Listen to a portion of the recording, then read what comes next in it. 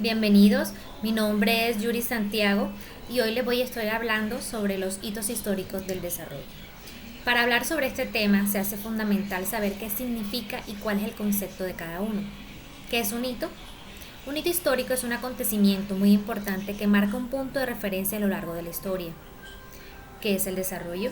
Significa crecimiento, aumento, reforzamiento, progreso, desenvolvimiento o evolución de algo. Por ende, este tiene diferentes tipos, los cuales en su mayoría nos indican un proceso continuo que se desenvuelve por etapas y cada una de las cuales supone diversas transformaciones y maduración.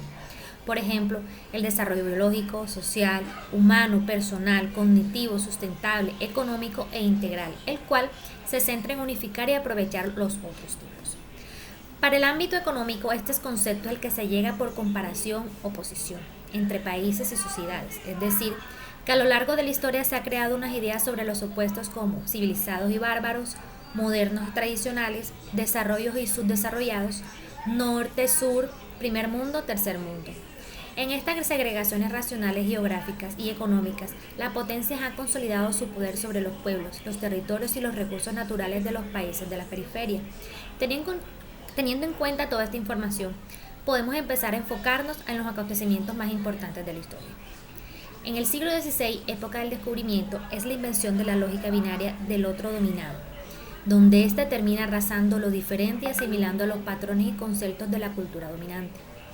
Para 1533 se celebra el Tratado de Tordesillas entre la monarquía española y de Portugal y con el consentimiento del Papa Alejandro VI, donde los territorios conquistados se transforman en periferia, los cuales se especializaron en la explotación de materias primas más baratas por no tener procesamiento industrial.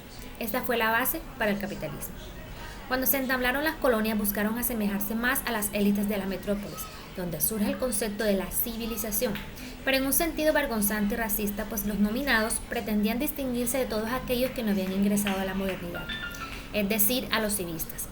Para mediados del siglo XIX, época de la posindependencia e instalación de las primeras repúblicas liberales en América Latina para las clases dominantes, los mestizos, los negros y los indios eran razas inferiores y atrasadas en las cuales era legítimo dominar, expropiar y educar para conducirlas hacia el progreso y la urbanidad. Se basa en educación, en la religión y en los valores de la vida cotidiana con el propósito de desvanecer a las culturas populares. Con esto estimularon las migraciones de trabajadores europeos y asiáticos para mejorar las razas. La cultura norteamericana terminó cayendo en el síndrome de limitación y perdió el horizonte de lo genuino y creativo, justificando en la implementación las instituciones políticas, educativas, jurídicas y económicas, etc., como el pensamiento europeo y estadounidense. Después de la Primera Guerra Mundial se celebra un pacto de equilibrio entre las potencias vencedoras llamado el Tratado de Versalles, en el cual se estipuló repartición de las colonias por el mundo a través del sistema de mandatos organizado por la Sociedad de Naciones, que también fue instituida en este mismo tratado. Tras la Segunda Guerra Mundial, la supremacía de Europa llega a su fin, resultando como grandes potencias mundiales Estados Unidos y la Unión Soviética, por lo que en el occidente se concentraron en neutralizar la expansión comunista. Para la posición del presidente estadounidense Truman, en el 20 de enero de 1949, en su discurso se da comienzo a la era del desarrollo y se identifica una serie de novedades como son: se menciona por primera vez la dicotomía desarrollo y subdesarrollo. El subdesarrollo se explica como una base previa al desarrollo. Se otorgó el término subdesarrollo un sentido de transitividad. El desarrollo como meta exige esfuerzo propio y la superación del subdesarrollo requiere cooperación de todos los países del mundo. Con ello se pone en un plano de igualdad formal a los países y se debilita la visión imperialista de naciones predeterminadas o predestinadas a la misión civilizadora. Este desmantela el antiguo sistema de mandatos y le abre a este país las puertas a nuevos mercados sobre la base de un nuevo sistema imperialista de corte anticolonial.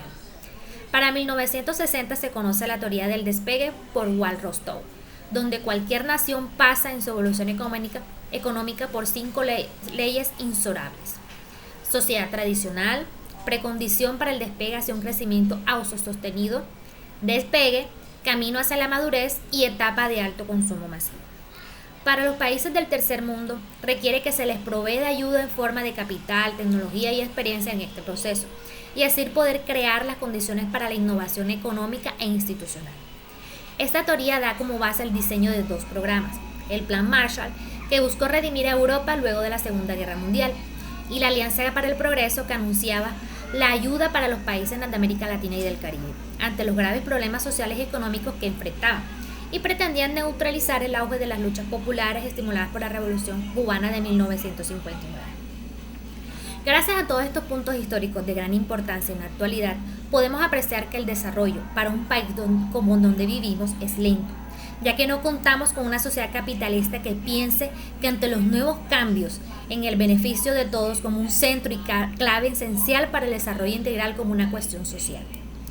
Hoy el conflicto entre el trabajo y el capital va más allá de un conflicto socioeconómico, sino de uno ideológico. Los que consideran que no vale la dignidad y los derechos del trabajador. Por ello, debemos llamar a la solidaridad, a tomar conciencia y compromiso para que sus violaciones sean orientadas al cambio, a un auténtico progreso del hombre y de la sociedad. Es un esfuerzo interior de cada persona, llamados por la fe, la esperanza y la caridad. Espero que les haya gustado. Esto es todo por hoy. Que tengan muy buena noche.